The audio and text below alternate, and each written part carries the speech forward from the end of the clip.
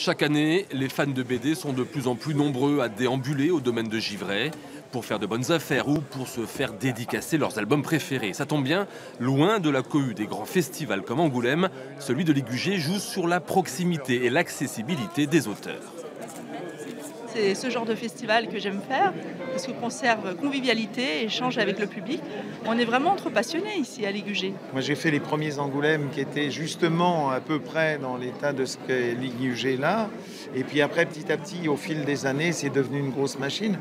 Donc, c'est un peu comme le Festival de Cannes qui s'est créé au début par des passionnés, la nouvelle garde, nouveau cinéma et les Truffaut et compagnie.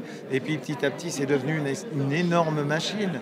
Ici donc, pas de grosses machines, résultat des auteurs disponibles et des lecteurs aux anges. Je ne vais pas dans les grands festivals. À cause de trop de foule. Ouais. C'est ça. Voilà. Donc vous allez dans différents petits festivals, comment ça se passe? Oui, c'est ça, plusieurs petits festivals de la région.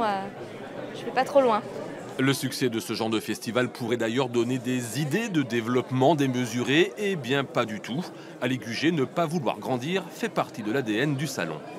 On tient à recevoir des gens, pas des noms. On reçoit des gens, donc si on reçoit des gens, il faut qu'on les connaisse, il faut qu'on connaisse leur goût, il faut qu'on réponde à leurs besoins, et c'est ce qu'on essaie de faire. Donc ça veut dire qu'on a rarement dépassé 35 auteurs. La seule exception fut lors des 20 ans du festival et ses 38 auteurs. Mais une deuxième incartade à la règle devrait avoir lieu l'an prochain pour la 25e édition.